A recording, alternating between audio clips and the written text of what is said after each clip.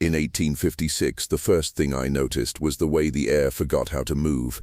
The great black swamp lay slack across the land like a drowned quilt, and the summer night held its breath so long that my own lungs ached in sympathy. Every sound dulled down to a wet hush. Frogs throttled their song, reeds grazed each other as if embarrassed, and the mosquitoes' thin whine braided into a single thread that bent my thoughts toward sleep and fever. The horses' hooves were the only true clocks, muffled, patient as if stepping on soaked wool. Even the lantern flame in my hand seemed to dislike the place, its edge buckling, licking itself to keep from going out. I had been summoned to Gideon's Ferry by a letter written in a cramped, decisive hand that smelled faintly, even when dry, of peat and lamp oil. Dr. Gray, the letter had read, "There is a birth that requires the impartial eye of science. Come at once and keep your counsel until you have looked." It was signed by a woman I did not know, Mrs. Temperance Bell, midwife. I had reasons beyond professional curiosity. For 2 years I had practiced medicine with the posture of a man balancing a glass of water on his head, careful, slow, always at the mercy of one sudden movement. My wife had died in a bed of our making, our child with her, and I had absorbed their silence into my hands. Lord 9 helped me sleep when the barn swallows settled. Standing among the jarred pelts of failure in my mind, I told myself there would be a case that would justify what I had lost by continuing. I told myself that knowledge would hold if I held it tightly enough. Gideon's Ferry was no ferry at all by 1856, not since the county cut its new road east, but the name persisted on a set of cabins peeled of paint and a church whitewashed with the sort of vigor people bring to the scrubbing of blood. I tied my horse to a post that seemed to be growing, a green tongue of lichen running up the grain, and knocked at the only house with light. A dog barked from under the porch. The bark was hollow and brief, as if the animal regretted it at once. The door opened on a rush of damp. A woman with hair the color of ash raised a palm to shield the lantern's glare. "Dr. Gray," she said, not as a greeting so much as a diagnosis.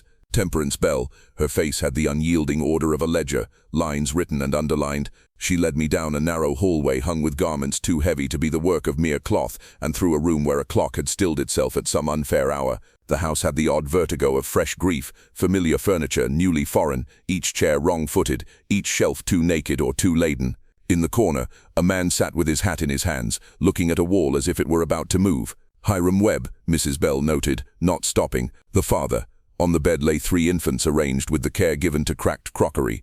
They were sleeping in a fugitive lull, the kind of sleep that flees if you raise your voice too hard in your own head. Their skin had the pale, almost luminous cast of something laid too long in shade.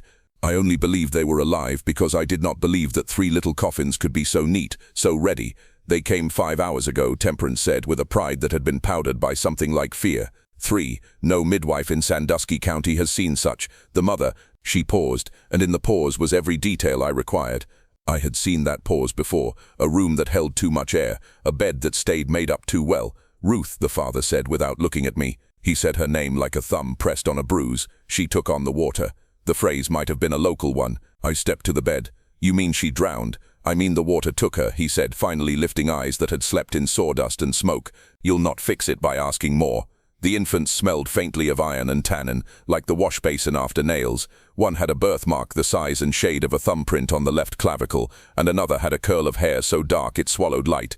The third had a mouth that at rest turned down in a way that seemed older than their shared hour. I put my fingers to each tiny wrist, one after the other, and stopped. The pulse underneath the first was a river in spate, quick and reckless. Under the second, the pulse lagged as if it had only just started for the day. Under the third, there was nothing at all. I adjusted my pressure. I tried the ankle where the artery is nearest the skin. Nothing. "I will need a stethoscope," I said, though I had one in my bag, because I wanted the room to grow used to any word that looked like help. Mrs. Bell nodded. "Listen to their chests," she said calmly, and I realized she had known the same unanswerable thing and had called me not to tell her but to share the compulsion to try.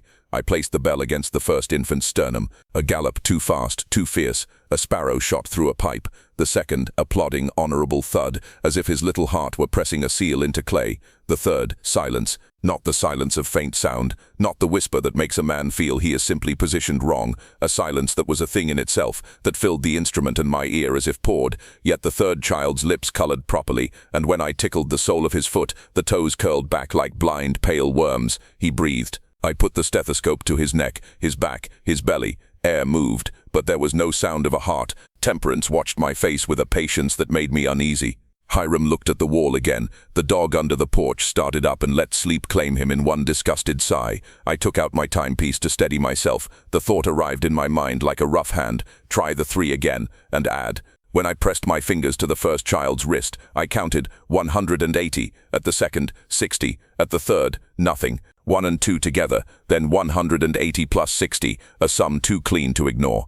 I placed the stethoscope between them, bridging 2 little chests, a foolish act for appearance only, yet something in me demanded ritual. And in that attitude, head bent, wood and brass biting my ear, I knew that the 3 bodies had divided between them the work of one life. One carried the pace, one the weight, one the quiet necessary for both. Alone, each was a fraction. Together they were a whole person. I thought the same, Temperance said, but I did not want to be crazy alone. Hiram said nothing, which made it worse. The house held the noise of something happening at a distance. The swamp drew its breath again. Insects threaded the green seam outside the window. Far off a plank shifted, and the shift made a sentence I could not translate, wood speaking in a dialect of damp. I have never read of such a case, I said. I almost said not even science could explain this, but I had learned not to pull the blanket of words over a chill that ran bone deep. I said instead, we must keep them together. The word must, in my line, is a kind of prayer. You will keep also, Temperance said, setting a hand on my arm that was both reassurance and instruction. The town will want to see. I understood then the second reason for the letter's caution. There is nothing a town likes to carry around more than a story that fits in the mouth like a coin. There is nothing it likes less than a thing it cannot say in a single evening on a porch. By morning, if what Gideon's Ferry made under the cloud bank could be called morning, the church bell tolled once, an economy that meant either mercy or miserliness. Folks arrived as if drawn along a wire. The sheriff came, a man whose badge shone with a polish that suggested he had wiped more frequently than he had used it. The Reverend Carr arrived with a prayer he could fit to any shape. Children came barefoot to see if 3 babies made a different sound when they cried.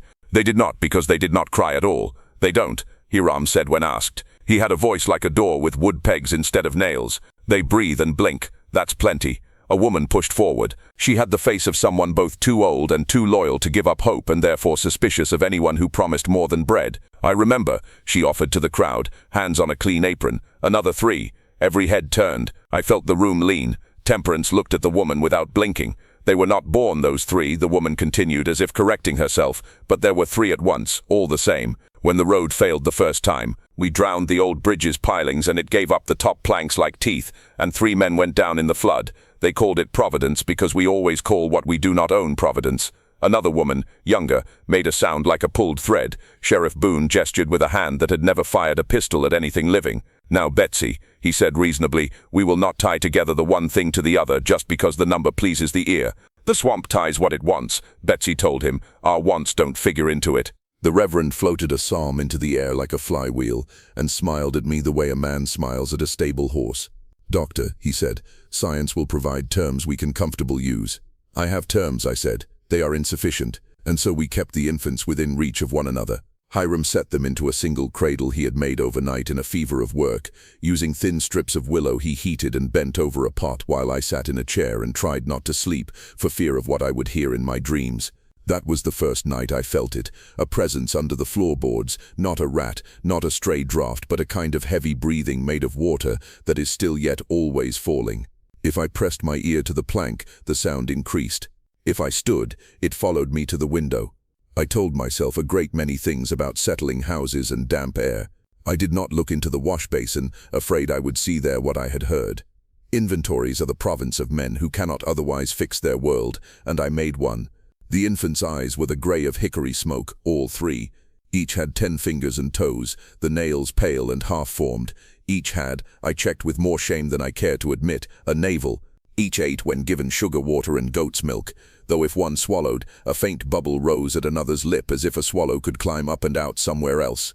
When one shivered, the others warmed. When one fell into a brief, alarming stillness so near to faint that I imagined the collapse of everything. The other 2 woke with such impatience I had to pace the floor with the 3 of them clasped together like a bundle of sticks, rocking all of them at once to keep the arithmetic intact. On the second day, a boy came in from the road with blood on his sleeves. The bog's taking back the fence, he panted, his mouth too wide with the message. The posts are bowed like knees. This too could be explained. Wood swells, clay shifts its mind. I had in my boyhood read of men buried to the waist in the great black swamp and rescued by lines of neighbors with ropes and hooks and the stubbornness that knits communities from danger. What I could not tuck in was the way the house dampened whenever anyone spoke of the bog, as if language pushed water up shutters and into the grain of chairs.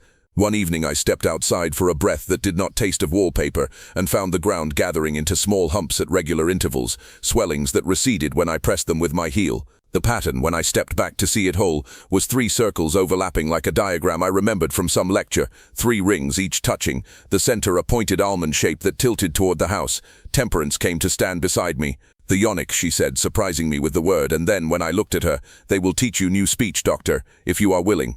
Hiram slept sitting up in a chair, the cradle close enough that his breath and theirs tangled. Whenever we tried to move the cradle beyond arm's length, the wallpaper seemed to weep. On the 3rd night the dog would not come into the house at all, but stood with his nose pressed to the crack beneath the door and his body held in a rigid prayer I could not interpret. Past midnight, the dog turned his head and stared at me through the wood with such focus. The hairs rose on my arms. I opened the door. He no longer had eyes. The sockets were filled with swamp water, slowly falling down his snout into the dirt. Temperance wrapped him in a feed sack and took him to the edge of the road without asking for help. "If you bury what the swamp wants," she said when she came back, "you give it cause to visit. Let it have what it has taken." "What does it want?" I asked. The infants did not cry. Hiram's breath wavered. He shifted as if his back had begun to remember a tool-lifted ache. Temperance stood with her shoulders squared to an enemy I could not see. "A tally," she said. "It keeps one. It is a temptation for a man of letters to impose a shape on the bad luck of strangers, yet patterns pursued me, and if I turned my back, they came to stand shoulder to shoulder behind me and breathed on my neck. The triplets' work divided heart. The 3 drowned men Betsy remembered. The 3 rings swelling in the yard. The 3 tolls I heard from the church at noon when the bell rope had not been pulled. On the 4th day a farmer came in with his hands neatly folded around a bundle of wet straw he could not put down. Within the straw 3 mice lay side by side, their tiny chests risen and fallen together as if one bellows moved them. Behind the farmer, his wife stood with her hair still in pins though it was near supper. "It's not only the children," she said. "It's other little things too." Sheriff Boone visited that afternoon and stood looking into the cradle with a concentration that made me respect him more. "If they are one," he said, slow, thoughtful, "what happens when one is touched and the others not?" "Then they are all touched," I answered, and we looked at one another like men who had discussed a map and then gone out to find the land different. "If you mean to keep the town from making an action it cannot undo, you will need to keep your voice calm." "I never had a loud voice," he said, "only a mean one, when it comes to it." At dusk a deputation crowded the porch and then the hallway, and then the room. They entered cautiously, like people in a poor church trying not to offend anyone's claim to a pew.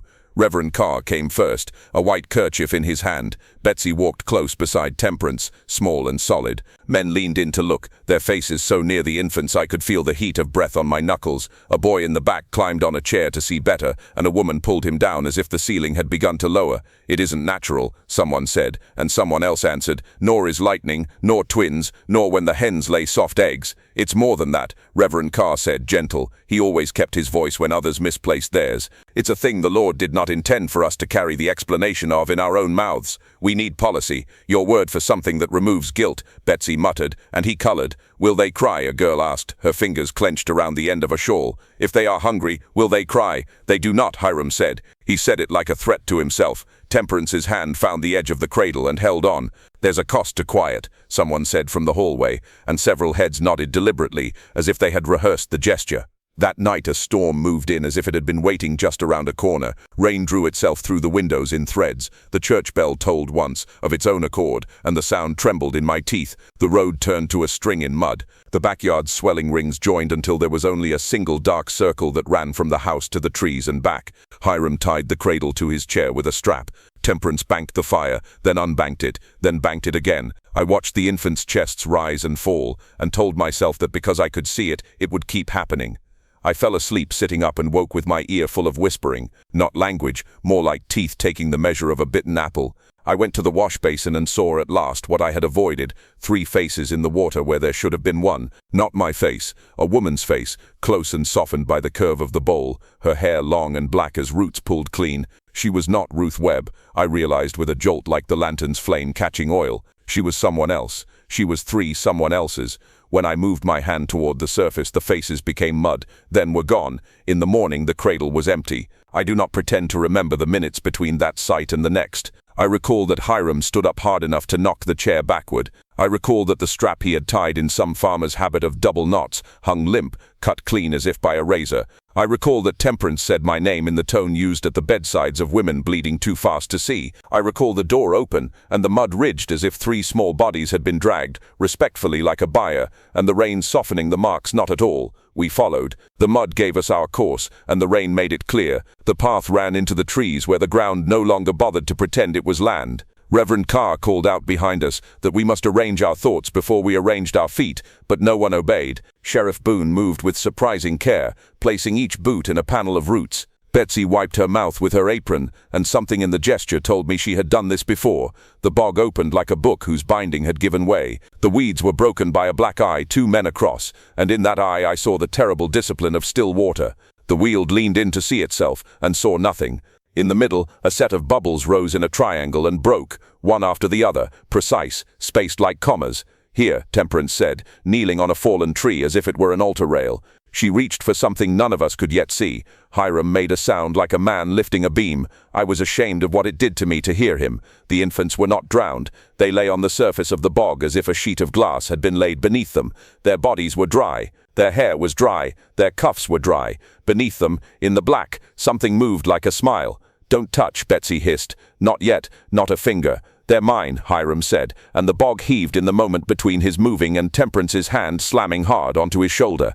I saw then that she was stronger than she looked, and not only in the arms. "If they are yours, you will wait." Reverend Carr began to pray in an orderly sequence. Sheriff Boone did not join him. He was looking at the trees the way a man looks at a room he has already measured and found lacking.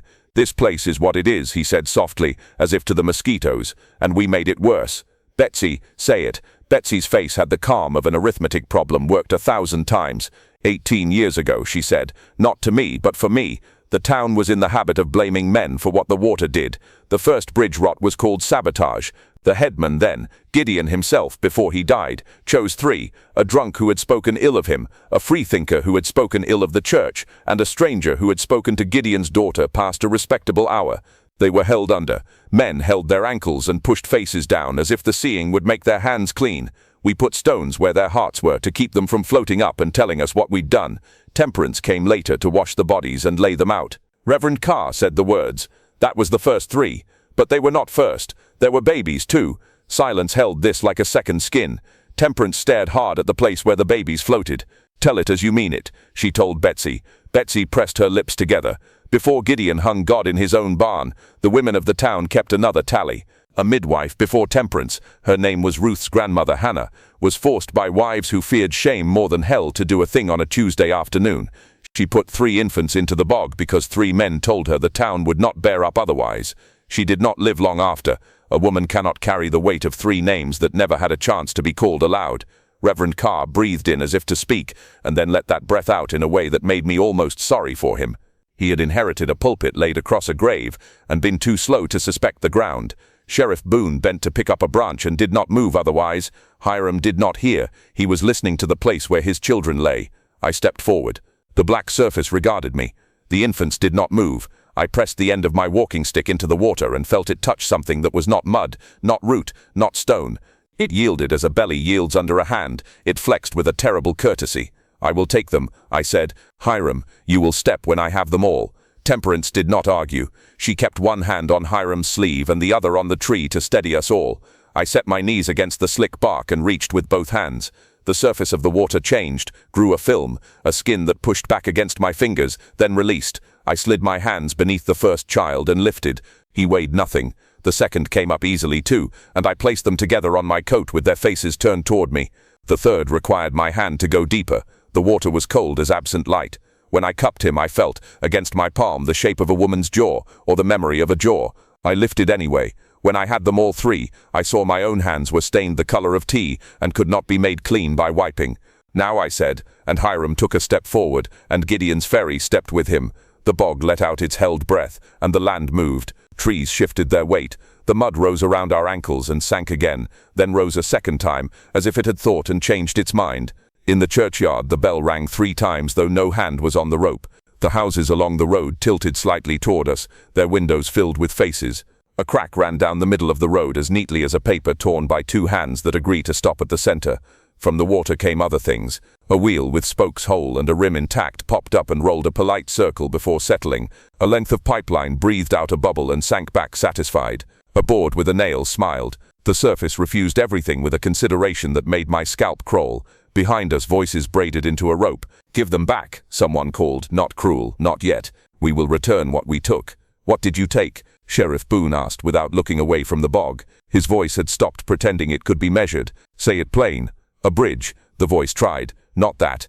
"A chance to go on," Reverend Carr said, a man with his hands open at last and prepared to have them filled with something heavy. "We took the first lives. We decided we could choose the town over the breathing of 3 new souls. We did not wait to see if God would find us wicked. We found ourselves wicked on his behalf." "Then don't do it now," Temperance said, "and I had never loved anyone I had not known so much." "Don't call it policy. Don't give it nice words. You meant to hold them under and never have to hear them again. So do not do it now." The town shifted. It takes a great deal to move a body of people one way or another, but guilt is a hand with leverage.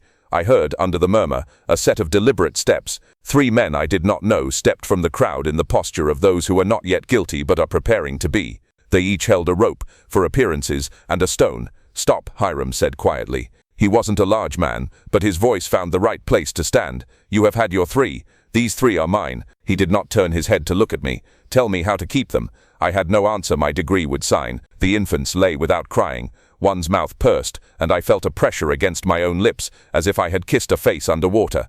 My hands shook and I set them deliberately still and said the thing I had to say.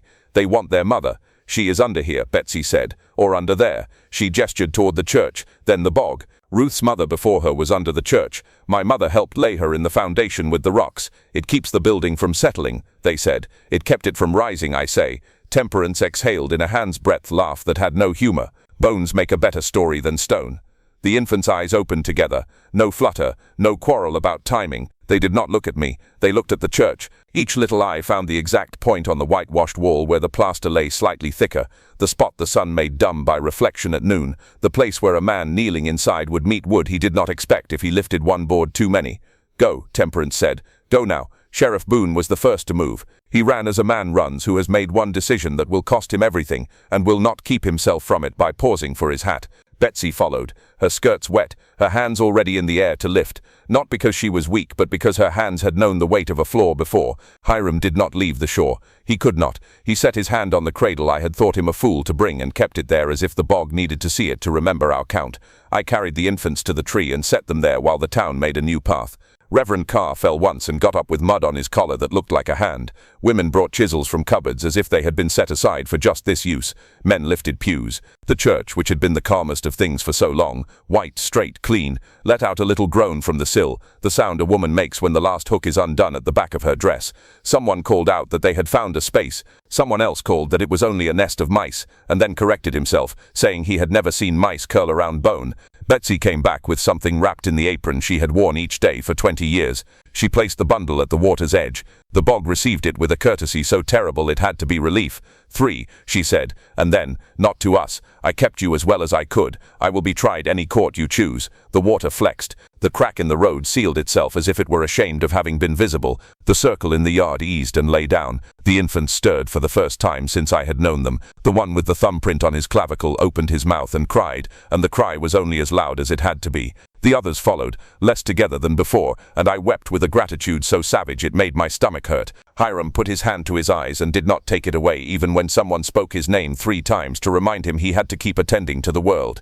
Behind us, the men holding ropes let them fall. One stepped forward, then stepped back, his feet cleaning themselves of purpose. Reverend Carr put his hand on Sheriff Boone's shoulder, and Boone did not shrug him off. Temperance took from me the first infant and then the second, and when she reached for the third, I did not want to let him go. He weighed what a living thing weighs. He had the smell of a small person warmed by other bodies and by the work of his own. His pulse under my fingers thudded with an honorable rhythm. I found the line that would never leave me, a thing more permanent than any scripture I had loved. I do not understand, and I will keep nevertheless. We walked back to the house. The swamp consented. In the yard, the rings were gone. In their place, small white mushrooms had sprung up overnight, 3 at the foot of the porch step.